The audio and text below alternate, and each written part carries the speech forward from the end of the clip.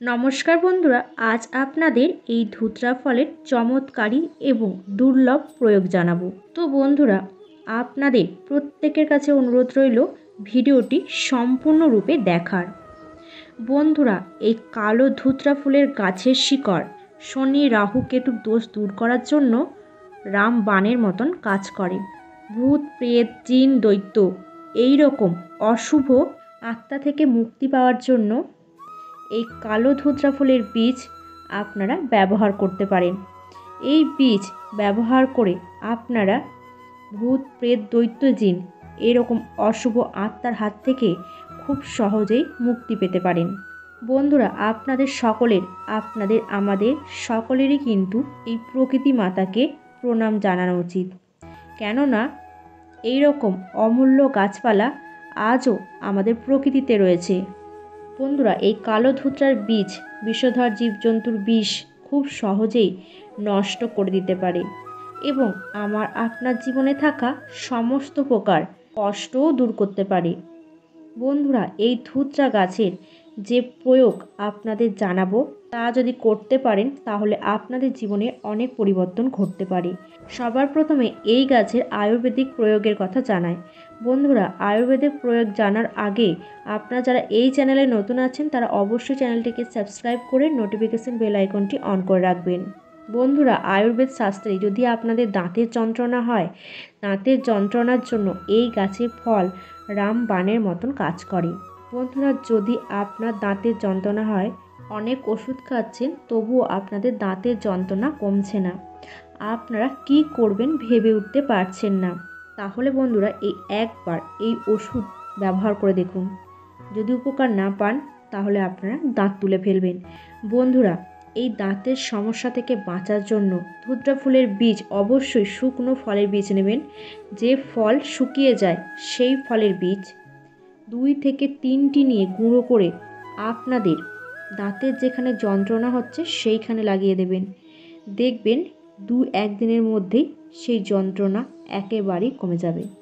তবে হ্যাঁ বন্ধুরা, আপনাদের অবশ্যই একটি কথা মাথায় রাখতে হবে, এই ফলের বীজ আপনারা অত্যাধিক মাত্রায় ব্যবহার করবেন না। মাত্র 2টি বীজ দিনে একবার আপনাদের দাঁতের গোড়ায় গুঁড়ো করে লাগাতে হবে।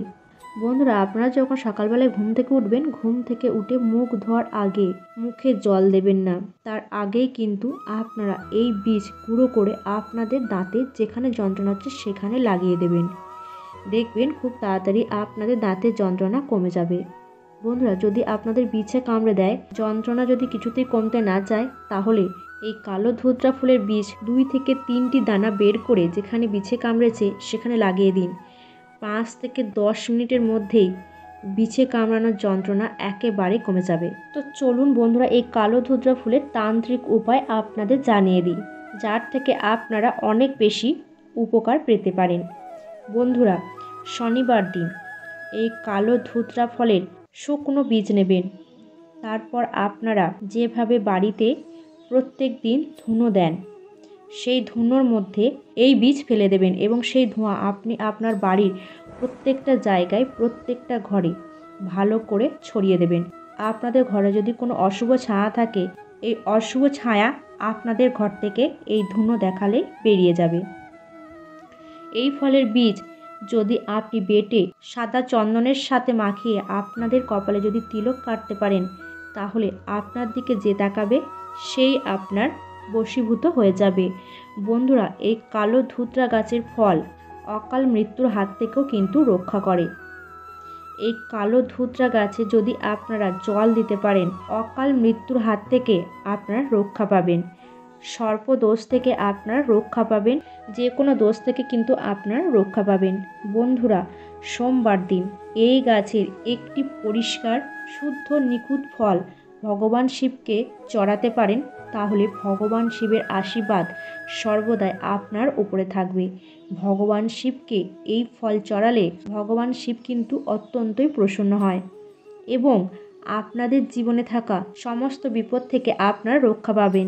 বন্ধুরা, আপনাদের যে উপায়ের কথা জানালাম, এই উপায়গুলি কিন্তু প্রাচীন গ্রন্থে লেখা রয়েছে। যে সমস্ত মানুষ প্রাচীন গ্রন্থ পড়েন তারা কিন্তু সকলেই এই উপায়ের কথা জানে। বন্ধুরা, আপনাদের আজকে এই ভিডিওতে কালো ধুতরা ফলের যে চমৎকারী উপায়ের কথা জানালাম, এই উপায়গুলি আপনারা অবশ্যই করতে পারেন। আপনারা আপনাদের জীবনে উপকার পাবেন। তো বন্ধুরা, আজকের ভিডিওটি এই পর্যন্তই। আপনারা ভালো থাকুন, সুস্থ থাকুন।